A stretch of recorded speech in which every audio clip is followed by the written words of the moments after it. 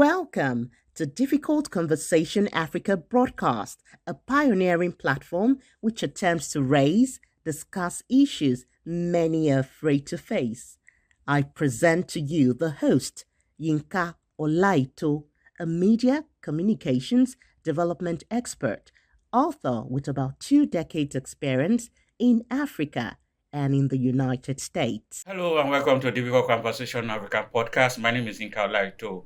We want to say thank you to every member of our community, listener, and everyone for always being there for us. Thank you for always following our social media handle on YouTube and at every other place, X, LinkedIn, and all the rest. Thank you for the feedback that we have also gotten from the previous episode. We look forward to more engagement and we appreciate you for all your commitment.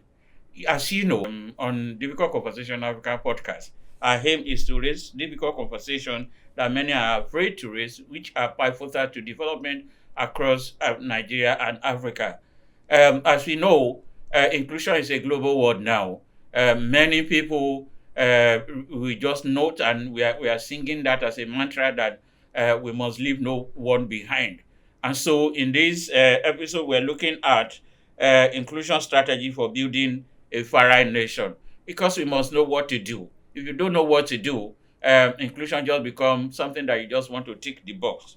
But before we go ahead, like I always do, let me give you the background of this conversation. No society ever succeeds if it leaves a sizable population behind under whatever guise. An inclusive society is an intentional decision. An inclusive society is a society that overrides differences of race, gender, class, generation, and geography, and ensure inclusion, equity of opportunity, as well as capability of all members of the society to determine an agreed set of social institutions that govern social interaction. To build an inclusive nation, we must focus on ensuring equal opportunity, promoting diversity and respect, and fostering community engagement and participation, while addressing systemic inequality and supporting marginalized groups. To build an inclusive society, start with leadership commitment, implement diverse hiring process, and foster a culture of inclusivity through training, communication, employee resource group, while also addressing unconscious biases and promoting equitable policies and practices. No leadership commitment to inclusion can be devoid of setting the right tone, having a clearer vision, as well as integrating inclusivity in the culture and behavior of the system at large. Today, my guest is Mrs. Treasure Uchegbu. Treasure Uchegbu is a sustainable development advocate, disability sign language inclusion champion with a committed passion for inclusivity, empowerment, and 100% value-adding living. Treasure Uchegbu is the convener of Speaking Finger Network, a community that aims to build a network of trained and motivated citizens with technical expertise, leadership skill, and capacity for public enlightenment irrespective of their disability. In 2023, she and her team organized the Deaf Team Summer Camp in Assured Hope School, Janik in Lagos, Nigeria, where Nigerian deaf teenagers were encouraged to pursue their dreams despite their disability. During the program, she emphasized the camp's aim to bring together youth and hearing disability from various backgrounds to interact and learn new skills and contribute to national development. Through her leadership, the participants enjoyed the atmosphere of inclusivity, growth, where deaf teenagers could explore their potential and express the transformative capacity of empowerment and advocacy in the face of diversity. And this deaf camp has continued from that time, and we want to say thank you for holding forth that side of the cluster of disability community. So welcome, Mrs. Treasure Uchegbu. Thank you so very much. Thank you, Mr. Inka Olaito. Thank you so very much. Thank you. I'm happy to be Let's here. go straight to the question. Creating safe spaces for persons with disability to thrive is important in any society. Why has this been a challenge in Nigeria and Africa? You are creating safe spaces through the deaf camp. Yeah. So yes. we're saying that Why has that become a challenge? Because it's important for disability to thrive. Why has that been a difficult thing for Nigeria and African government to actually do? The issue of creating safe space has become or is a difficult conversation to have. So I want to use this opportunity to also appreciate you for this laudable intervention. Difficult Conversation Africa podcast is beautiful to have, and this is a safe space to actually talk about difficult conversations. So why has that been a challenge, creating safe spaces, especially for persons and young people with disability? And because I'm interested very much in young persons, yes, because build the youth, build the nation. Exactly. So awareness, which is something that you are bridging by this conversation, by allowing us a foot in the door to have this conversation. So awareness has actually been a challenge. People don't know that there's a need for such spaces, not just our deaf summer camp, as it were, also in places of worship, in places of everyday living, existing. So one of the community safe space we also have that continues an ongoing conversation beyond the camp is the community safe space in Kabiesi's Palace, for instance, that allows them to talk about their comprehensive sexuality. So there's a CSE component to the conversation. So we do like a let's talk conversation. Sometimes we have to hold hybrid. So why has it been challenging? Awareness. People don't even know. So let's start with awareness, creating awareness. Then the resources. So there's this that inclusion is expensive. So why will I create a space, a safe space that is for a person with disability? Then I have to actually bring like a sign language interpreter that will be paid. But the first thing I would say that is a low-hanging fruit is to let's start that conversation. And you never can tell, because when you light your candle, the truth is that people will come and also light theirs by so doing. So awareness has been a challenge, a major challenge. Then accessibility, a lot of the inclusion, like it was always been said, that is always an afterthought, as it were. And unfortunately, so that has been like our experience thus far.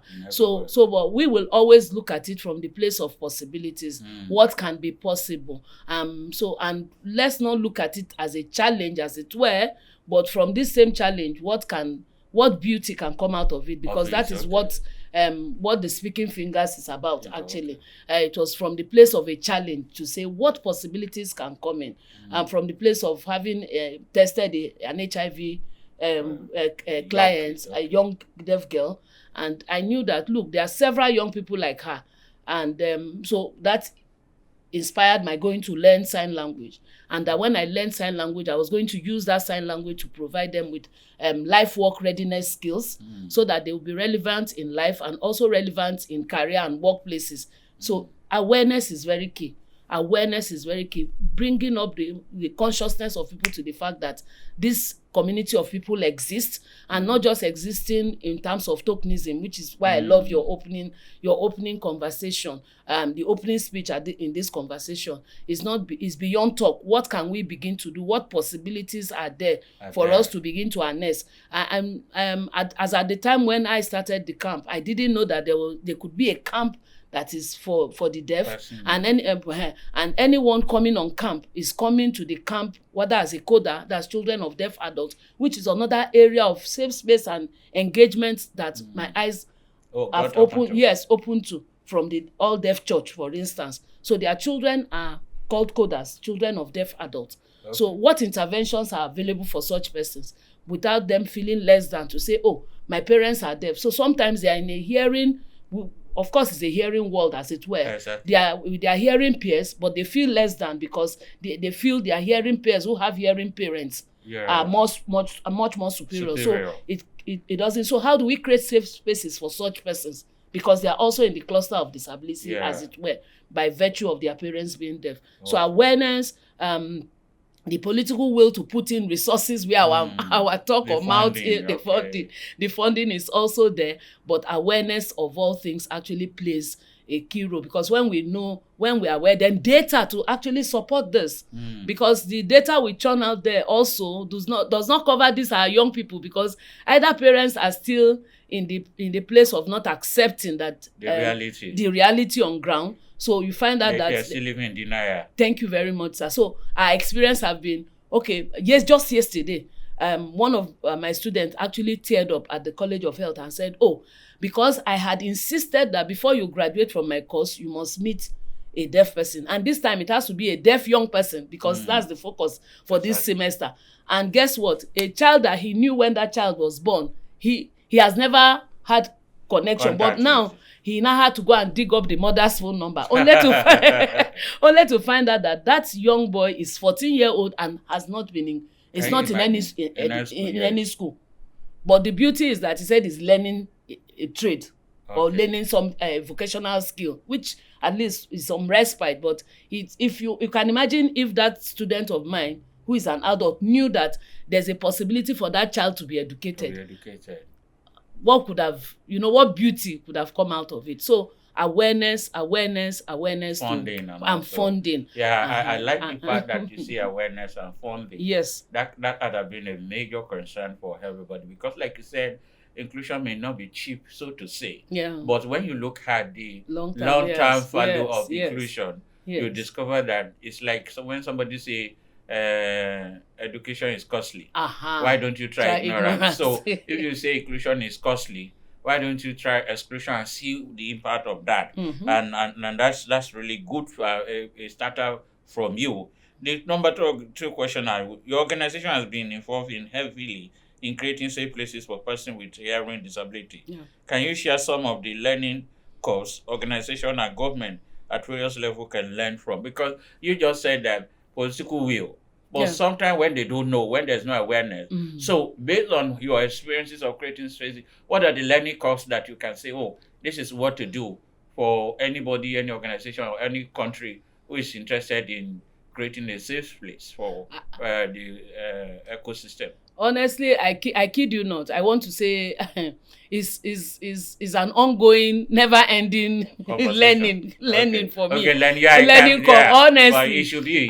So it's like the layer of onions. Evaluate. Yes. So it's like the layer of onions. You keep peeling. There's another peel, another peel, and that has been. So for us, the deaf summer camp, the deaf teen summer camp that we hold every year, has been a learning curve. They get to attend a global leadership training, like their hearing peers that is hosted all over the world every year. And so at that point, we are breaking the barrier of attitude. Some people don't even know that they can even be involved in school. I was talking to a colleague or a friend who has a master's degree, and by so doing, I had asked. I said, "Oh, I'm hosting a deaf summer camp for deaf teen." He said, "Treasures, deaf teen summer camp. Deaf people they go school." Can you imagine? So you can level of ignorance. So you can so you can even begin from that point up to the point where if I now tell him that these are deaf teenagers are actually going to be attending this global leadership training. So it means his mind is not ripe enough to take it. So for us, the learning curve have been the fact that we've made the camp accessible to them in sign language. So we have volunteer interpreters who come, sign language interpreters, professional sign, who come and offer their services to be able to bridge that communication gap. Then we've also integrated, I'm a life skill facilitator. Okay. So I remember one of the camp commandant was in one of the schools to recruit or to request for nominations. Okay. And a head of school, you can imagine a head of school saying, is it those children that doesn't know anything, that you want us to nominate for a camp? I had to caution that head of school to say, it is not a maths and English camp. So there are ways we teach life skill. So by bringing them, simulating life experiences, there are times I'll go on my tracksuit and I have my football because I want to teach goal setting. Okay. So from the camp, we have been able to teach in a way that they will learn. Sometimes it's nature work. So there are a lot of potpourris of activities to ensure that they get the lesson beyond what happens with biro and paper, beyond what happens with an interpreter. One of them was selected for a film shoot, for instance, and the movie producers were shocked at the way it was interpreted. She interpreted her role because there was someone, or there was a way we had made it possible for her to also be integrated like every other artist on that set. So take for instance, the lack of awareness is also causing issues of attitudinal barriers. And so at the camp also, well, before the summer camp, because we're talking about what learning curve can people pick, can organization pick. So it's about teaching them in a way that they will understand. So what makes us teachers, parents, caregivers, community engagement persons? What is it for us? It means that we are continuous learners. So must be a continuous you learner. must be because every time you are inspired to think, how will this particular child understand this concept and bring it?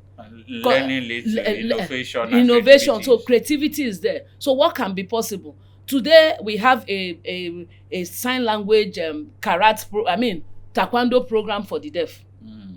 I was the one that were taking the taekwondo. My grandmasters will see me on the road, they will attack and I will not defend. So I called them, I said, look, I have these young children that cannot hear or speak. Let's start it, because taekwondo is self-defense, and self-defense is a life skill. And they all looked at me and said, well, let's get it going. And to the glory of God, they are being prepared for a championship in Brazil today. From that program. It's been running for 2 years and still running, with or without me. So for me, it's about what can be possible. So if we sit down as program implementers, we sit down as persons in development space, we sit down as teachers, we sit down as parents, we sit down as concerned person, because it's a multi-sectoral approach. Exactly. Or media people, how can we make this accessible? Somebody thought about captioning videos. That's true. So when we have a movie day out. Meanwhile, we have a movie day out during the camp, and during the movie, so we ensure they play movies that are captioned, what we call subtitled. So that way they can also follow and watch the same film and Google when you and I Google, because we can hear. Yeah. And so by so doing, we've had panel discussions and encouraging them to come out with their beauty, what juice. So the issue of, for instance, Yetunde, who at 10 has never seen school. So at 10 she's just enrolled in school. So you can imagine how you learned how to write curve, dash. That's right. Doing that at 10 years. And the 10-year-old that should have been in secondary school. Hey, so but to the glory of God, she's been selected as a Milo champion today. So sports also is something that can be encouraged, yes, to ensure that they are learning and also growing. So there are quite a lot of lessons people can learn. It's not about maths and English. Yes. It's about learning different, and then think out of the box. Yes. Think about what is possible. Yes. Think about what can be done. Yes. Okay, for inclusion to thrive, language as a means of communication is very essential. Why has it been difficult for Nigeria and African government to encourage use of multiple languages? One. And then in our society, sign language is one of them. What would be your advice to government and to organization? I love languages. Okay. So, and but some are difficult to learn. It's the thing of the mind. Exactly, because that's what some people will tell you, that what language you will learn at this age of my life. Thank you. I actually learned sign language as an adult, so it's not something that I was born with. Okay. Yes. So, but some people really have a try for languages. I think it's a thing of the mind, and seeing yourself as a tool for finding the reason for why. For your why. Why so when you come into a session, for instance, the first thing you do is your why. What's your why? That's true. Because it is your why that sustains your continuous learning. I've been to places where I used to learn, I know sign language, I did it sometimes. And I say, what's happening? Because there's a lack of use. Then another thing, we don't have a culture that encourages multilingualism. We don't have a culture that says so. And there's a low-hanging fruit. The International Day of Mother Tongue, February 20th every year, is a day that we could leverage. What schools do is called Culture Day. They do what is called Culture Day. So what I do is open their eyes to the fact that there's a global demand for inclusion and for languages. So for me, we deliberately celebrate that day with a Culture Day event where we bring all our proud Speaking Fingers proud family to dress in their culture. But the underlying thing is to also let them know that they are young deaf ambassadors, and by that making sign language their mother tongue. And to the global community, we say, come, because sign language is also a language, not just gesture. Can we make it also can we see it from the point of view that it is also a mother tongue that can be learnt? Like we are learning German, there's a huge demand for different languages across the world now. Spanish. So why don't you add a language that you gesturize, and that is like your what would they say, your X factor that you bring on board. So the issue is that from the very onset we should begin to encourage the multilingualism, the culture of saying, look, it was a research I once read and saw that a child before 11 has the capacity to be able to learn 13 languages. Wow.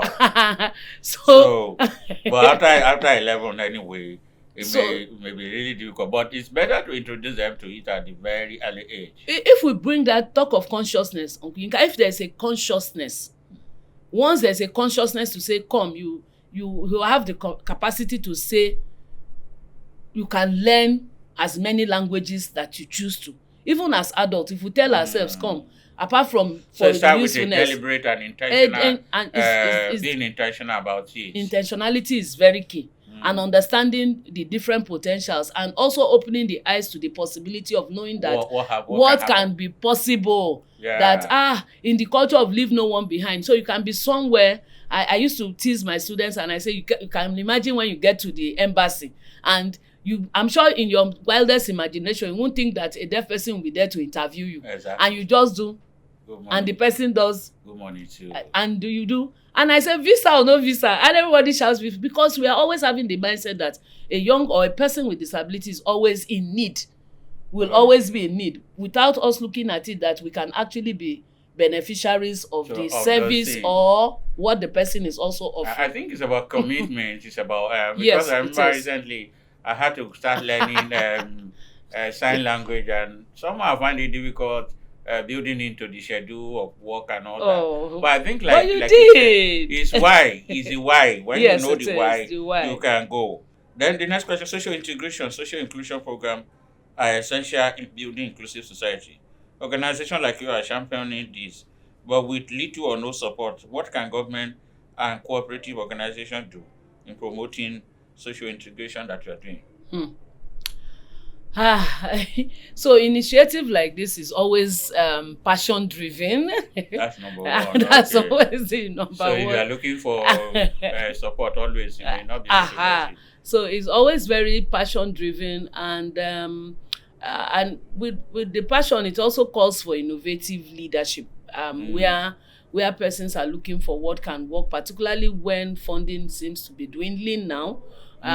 So we need to begin to leverage for DIE, diversity inclusion. Yes, so we now need to begin to look at what can local resources do. What kind of things can we mobilize locally, either in people, what people can come on board, what funding can be available localized that we can get, what opportunities can be given, so that people want to see results. That's true. They want to see what is a return on investment in these young persons. So what kinds of internship programs can be offered where they can add value. So as they add value, you now see that, there's a potential long-term benefit in supporting organizations like Speaking Fingers to be able to do. There's a whole lot need for funding to be able to do the things that we do. for me, I'm interested in people coming by. Opportunities like this to be able to speak, to talk about it is also so that people get to know. To even know that because they if can they be don't know, there's nothing they can do. There's really nothing we can do. So awareness like this is a big leap and a foot in the door. And we can't but be very grateful. Then there's also a need to actually put our money where our mouth is, to say, yes, let's fund things like our summer deaf teen summer camp, without making it look like a give back, as it were. Yeah. I'm also very grateful at our proud sponsors, people have supported and made sure we have a rich scholarship program in honor of one of our deaf adolescents who passed on at 15, with a lot of milestones as a 15-year-old deaf young man that he has done. Okay, so because of that, we all know inclusion benefits all, but the gap of exclusion, segregation seems to be taking a longer time to close. What can be done? Consistent and constant and never-ending conversations like we are doing now. Difficult conversation, as it were. So we will not stop. We'll continue, and we will not give up. We will not rest on our oars. We only find different ways of doing it. It's not about somebody said yes, no is an answer, but it's for you to also go back and sit down and say what else can work. So what can be possible? So let's keep that conversation ongoing. Okay. Let's not give up. Let's not say we are throwing in the towel, but let's keep it going, because the more we talk about it, the more we bring it to the table, the more access, knowledge, yes, then more access, then yes, and truly we can begin to say we are leaving no one behind. Maybe because when everyone is included, everyone wins. Like no, in the last question, maybe for survival, we know that for survival of everyone, a job is very important. This demands a necessity for workplace inclusivity in many cases. Workplace inclusion is not existent. How can corporate and public organizations create an inclusive workplace that can accommodate all? I would say yes. They are missing out, because when a larger population, or where a particular percentage of our population is not included, the development is not holistic. It's not yet holistic. Even their creativity is missing. It's missing because there's something that a person with a deaf person is going to bring on board that makes it that brings a beauty on the table. So in practicing leaving no one behind, this huge investment is if we truly make our system accessible, make it usable, and also invite them on the table to be able to use it. So I would say we shouldn't give up. Let's keep the conversation going. And then your corporate organization must be encouraged. Yes, they should be encouraged. Yes, incentivized to make sure that, yes, awards like there's a global award that is also given from here in Nigeria. It's called the Dial Award. So people like that should be celebrated, appreciated for having to do that without it looking, their commitment to say, look, we are interested in ensuring that persons with disability are given a seat at the table, believe in their constant and never-ending improvements, like we do at Speaking Fingers. Yeah, because of our time administration, I want to say thank you. Like you said, I know an organization that I'm part of, Center for Disability and Inclusion Africa, that is planning something, a summit around October this year. Wow. And then that will also include the award and all that. Yes. But for our conversation, we've learned a lot from Mrs. Treasure, and we have to have a second, because of our time, we have to have a follow-up to this conversation in no distance time, if you can create the time. I will. But everybody, for our listener, thank you for listening. Thank you for opportunity. Please don't forget to follow us on all our social media platforms. And then please don't forget to send us feedback of all your concern. Are there things that you want us to discuss? Are some topics that we are missing that you will think it is also important that we focus on that? We will like to. So thank you, everybody. Thank you, Mrs. Treasure. Thank you so much, sir. We appreciate you. Thank you, sir. Thank you. Thank you.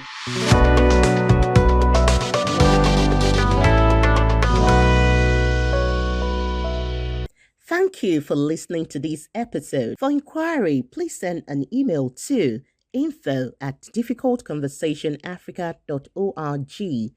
Telephone 0809 3160 591. Please follow us on YouTube, Facebook, Instagram, and Twitter at Difficult Conversation Africa.